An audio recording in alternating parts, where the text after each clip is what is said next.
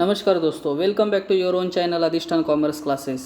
आज का हमारा वीडियो का सब्जेक्ट है सेक्रेटेरियल प्रैक्टिस, जिसमें हम लोग देख रहे हैं first chapter introduction to corporate finance.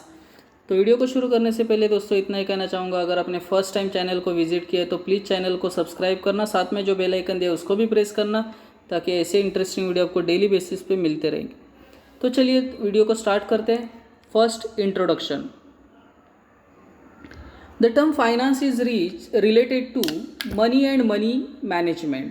So always जब फाइनेंस वर्ड हम लोग पढ़ते हैं तो हमारे माइंड में इतना आता है कि finance is related with the money, but यहाँ उन्होंने ऐसे नहीं बोला है। वो बोल रहे हैं कि finance is related to money and money management. It is related to inflow and outflow of money. So finance, ये जो वर्ड है ये मनी एंड मनी मैनेजमेंट से रिलेटेड है। It is related with inflow and outflow of money. Inflow means किस तरीके से company funds raise करती है, और इसको आउटफ्लो मीन्स कंपनी इसको किस तरीके से यूज़ करती है। Success of any business organisation depends upon the efficiency with which it is able to generate and use funds.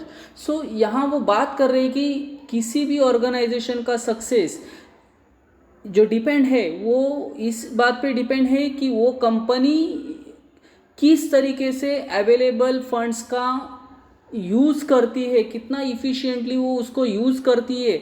So success of any business organisation depends upon the efficiency with which it is able to generate and use funds. Henry Ford rightly said, money is an arm or leg, use it or lose it.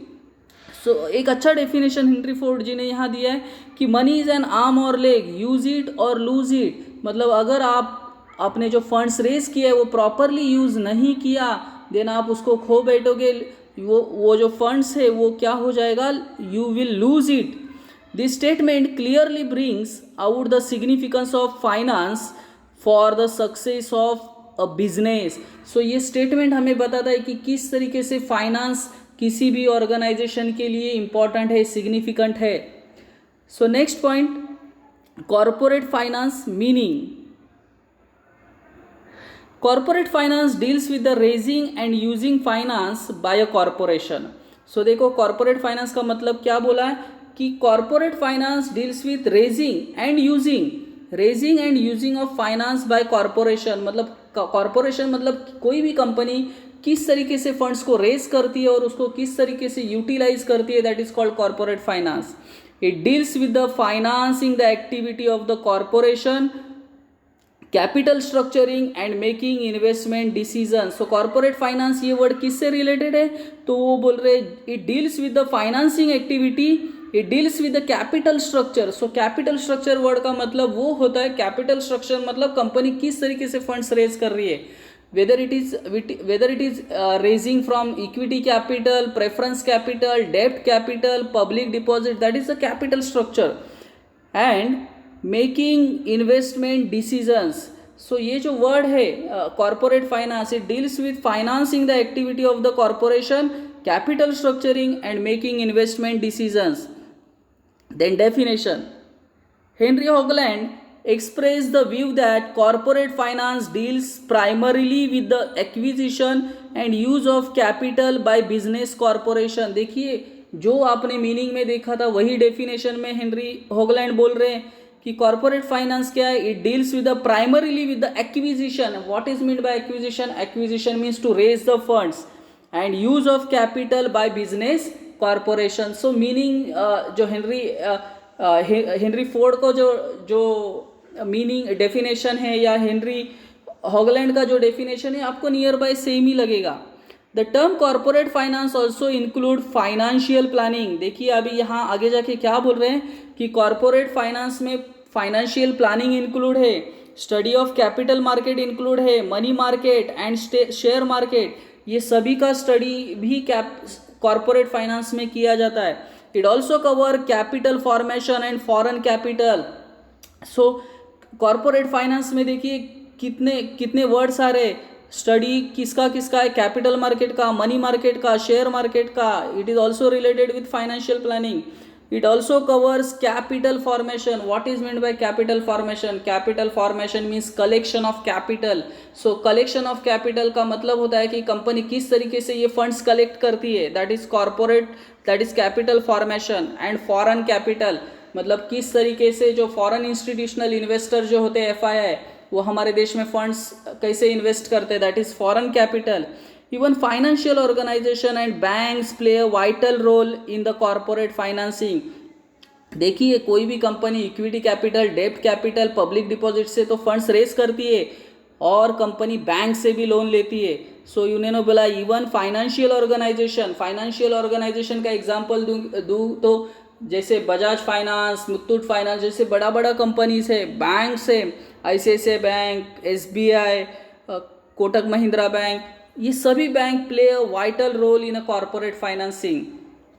The finance manager of any organisation has to ensure that, देखिए किसी भी finance manager ने that finance manager of any organisation has to ensure that the firm has adequate finance, मतलब हमारे company के पास पूरा funds available है, ये उसने देखना चाहिए. They are using the right source of funds that have minimum cost, मतलब जो भी फंड्स कंपनी रेस कर रही है वो मिनिमम कॉस्ट पे रेस कर रही है कि नहीं. यहाँ एक वर्ड आया कॉस्ट मतलब जब कंपनी फंड्स रेस करती है, फॉर एग्जांपल मैं अभी बात करता हूँ, अगर कोई कंपनी बैंक से लोन लेती है तो कंपनी को वो लोन के लिए इंटरेस्ट पे करना पड़ेगा.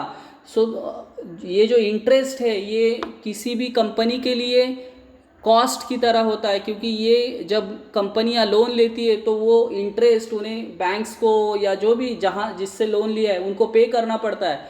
सो वो जो भी फंड्स रेस कर रही है वो मिनिमम कॉस्ट में हो रहा है कि नहीं, ये मैनेजर ने देखना चाहिए, फाइनेंस मैनेजर ने. The firm utilise raise funds effectively, इतना ही नहीं, फंड्स को प्रॉपरली यूज़ हो रहा है कि नहीं, जो भी फंड्स रेज किया है वो प्रॉपरली यूज़ हो रहा है कि नहीं वो भी मैनेजर ने देखना चाहिए. They are generating maximum return for its owners, so जो भी फंड्स रेज किया है उससे मैक्सिमम रिटर्न्स आ रहे कि नहीं ये भी देखना चाहिए, क्योंकि अगर रिटर्न्स नहीं आ रहे और कॉस्ट ज़्यादा जा रहा है then it will not be beneficial for the company. So एक फाइनेंस मैनेजर का काम है कि वो ये सभी चीज़ों पे उसने ध्यान देना चाहिए. The following 2 decisions are the basis of corporate finance. So corporate finance जब फंड्स रेज करते हैं तो 2 इंपॉर्टेंट डिसीजन लेना पड़ता है. पहला फाइनेंसिंग डिसीजन, सिंपल पॉइंट है financing decision. The business firm has access to capital market to fulfil its financial needs.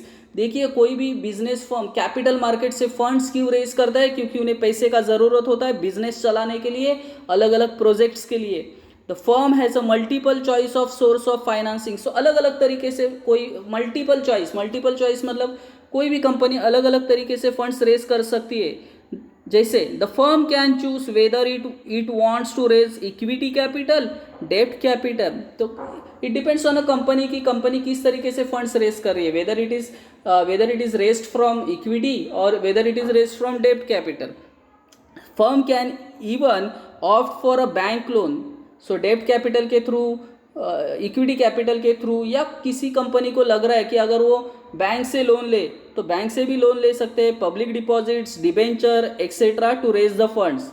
The finance manager ensures the firm is well capitalise. अभी देखो यहाँ उन्होंने बोला है कि जो कॉर्पोरेट फर्म है वो वेल कैपिटलाइज होना चाहिए. मतलब क्या होना चाहिए, that is they have a right amount of capital and that the firm has a right combination of डेब्ट एंड इक्विटी. मतलब जो भी कैपिटल उन्होंने रेज किया है वो राइट अमाउंट में होना चाहिए. इतना ही नहीं, अगर वो इक्विटी से फंड्स ले रहे या डेब्ट से फंड्स ले रहे, so there should be a proper balance between equity and डेब्ट. सो ये पॉइंट में बोला है फाइनेंसिंग डिसीजन. आगे जाएंगे हम लोग. देन उन्होंने दूसरा पॉइंट बोला इन्वेस्टमेंट डिसीजन. देखिए यहाँ हमने फाइनेंसिंग डिसीजन लिया, फाइनेंसिंग डिसीजन में क्या बोला कि किस तरीके से फंड्स रेज करना है. नाउ इन्वेस्टमेंट डिसीजन, अभी जो फंड्स रेज किया है उसको किस तरीके से यूज करना है.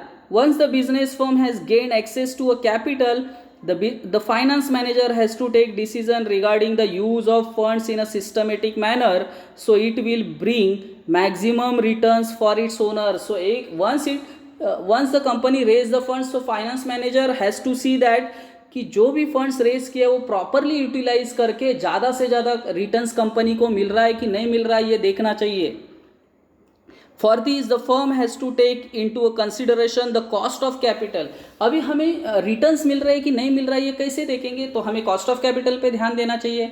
एक सिंपल बात बोलता हूँ, कॉस्ट ऑफ कैपिटल क्या होता है, दो पार्टी है, एक है कंपनी, एक है बैंक. समझो एग्जाम्पल के तौर पे, अगर बैंक कंपनी को लोन दे रही है तो बैंक थोड़ा ना ऐसे ही लोन देगी, बैंक उसके लिए इंटरेस्ट लेगी कंपनी से. सो इंटरेस्ट जो होता है ना वो ये कंपनी को बैंक को पे करना पड़ेगा.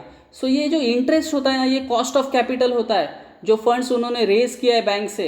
सो ये कॉस्ट ऑफ कैपिटल ये बिजनेस फर्म के लिए एक खर्चे की तरह होता है, बट ये बैंक के लिए इनकम की तरह होता है. तो एज अ बिजनेस फर्म हमें ये देखना है कि हमने जो कैपिटल लिया है उसके लिए जो कॉस्ट ऑफ कैपिटल पे कर रहे हैं उससे ज़्यादा हमारा रिटर्न्स होना चाहिए. Once they know the cost of capital, firm can deploy or use the funds in such a way that returns are more than the cost of capital. देखो एक बार हमें समझा कि हमारा कॉस्ट ऑफ कैपिटल कितना है, तो वो जो कॉस्ट ऑफ कैपिटल से ज़्यादा हमारा रिटर्न्स आना चाहिए. इसके लिए यहाँ एक वर्ड है डिप्लॉय. डिप्लॉय मतलब जो भी कॉरपोरेट फर्म है उन्होंने प्रॉपर तरीके से इन्वेस्टमेंट करना चाहिए वो पैसे का जो रेस किया गया है बैंक से या इक्विटी कैपिटल से या डेब्ट कैपिटल से. यहाँ ब्लू लाइन में देखो कॉस्ट ऑफ कैपिटल का मीनिंग दिया है. Cost of capital is a minimum return expected by its investor. Finding investment and deploying them successfully in the business is known as investing decision. मतलब जो भी funds raise किया है उसको properly invest करना, that is called investment decision. It is also called as capital budgeting. So I hope दोस्तों ये सभी पॉइंट्स आपको ठीक तरीके से समझा है. अगर आपको ये वीडियो पसंद आए तो प्लीज़ लाइक करना, दोस्तों के साथ शेयर करना. That's it. Thank you very much दोस्तों. We will be meeting in our next video. तब तक के लिए बाय बाय.